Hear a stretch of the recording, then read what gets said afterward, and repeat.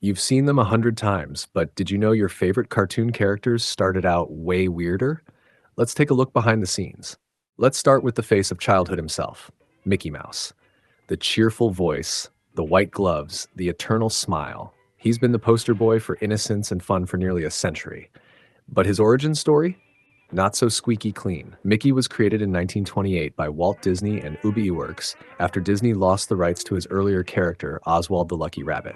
So Mickey, born out of spite, a cartoon revenge baby. Walt was furious and he needed a new star fast. That's how the mouse came to life. But early Mickey wasn't the wholesome figure we know today. In his first appearances and the early black and white shorts, Mickey was wild, chaotic, and honestly kind of a jerk.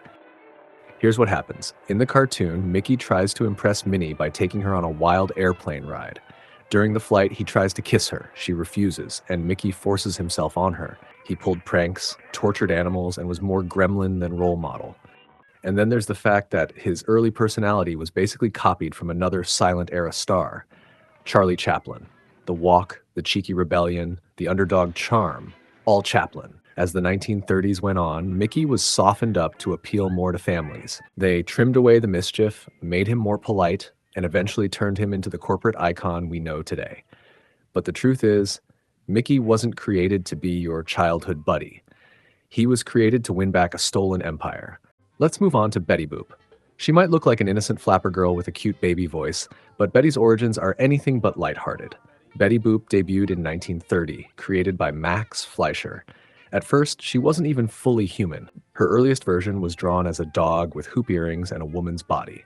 But by 1932, she transformed into the iconic human character we know now. Big eyes, short dress, high heels, and a voice that mixed innocence with undeniable sex appeal. But here's the darker part. Betty was directly modeled after Helen Kane, a real-life singer and actress who was famous for her baby-voiced boop-oopa-doop persona. Kane sued Fleischer Studios in 1932, arguing they'd stolen her identity. But in court, the studio claimed they were inspired by African-American performer Baby Esther, who had used a similar style years earlier, even playing a film clip of her as evidence. The lawsuit failed, but many people believe Kane was the true inspiration. And beyond that, Betty's cartoons often explored really uncomfortable themes, including scenes of sexual harassment, supernatural horror, and coded messages about women's roles in society. In one short, Betty fights off a creepy circus ringmaster who literally tries to force himself on her. It was framed as comedy at the time, but looking at it now, it's disturbing how normalized that was. Eventually, the Hays Code censorship rules of the mid-1930s forced Betty to tone it down. Her dress got longer, her sexuality was subdued, and her character lost that bold, rebellious spark.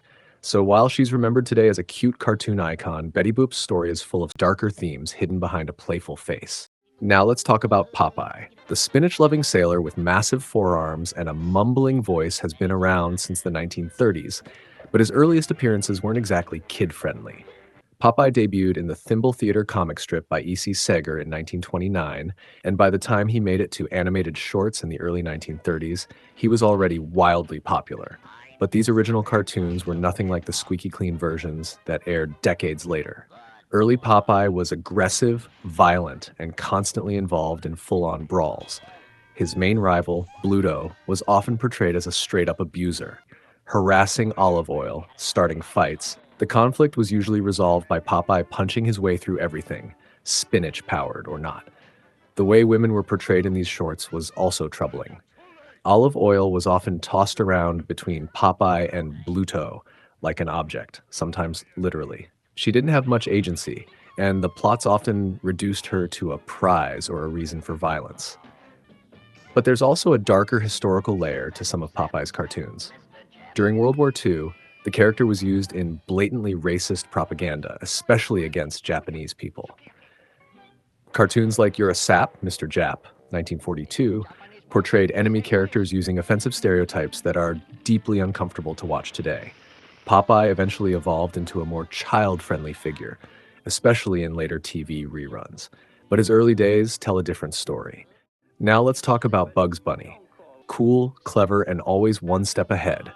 Bugs Bunny is one of the most iconic cartoon characters of all time. But what a lot of people don't realize is that Bugs wasn't always the polished trickster we know today.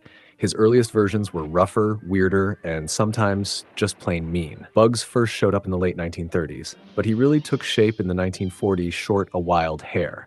That's where his famous catchphrase, "What's up, Doc?" was born, and where his personality as a calm, sarcastic prankster started to shine. But here's the darker side. During World War II, Bugs was used heavily in propaganda cartoons. In shorts like Bugs Bunny Nips the Nips, 1944, he's seen mocking and violently attacking Japanese soldiers, drawn using highly offensive racial caricatures. These scenes were meant to boost morale during wartime, but today they're uncomfortable reminders of how racism was baked into mainstream media. Even outside of propaganda, Bugs could be a pretty cruel character. In early cartoons, he didn't just outsmart his enemies, he humiliated them, sometimes pushing things way too far. His tricks weren't always harmless. Sometimes they were just plain sadistic, especially when directed at characters who clearly weren't a real threat. And then there's the cross-dressing. Bugs is famous for wearing dresses and flirting with male characters to distract or confuse them.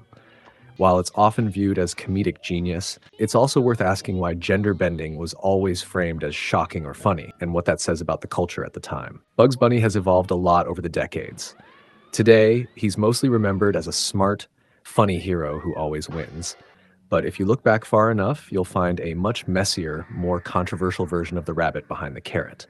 It's wild to see how different these characters used to be, and honestly, kind of fascinating.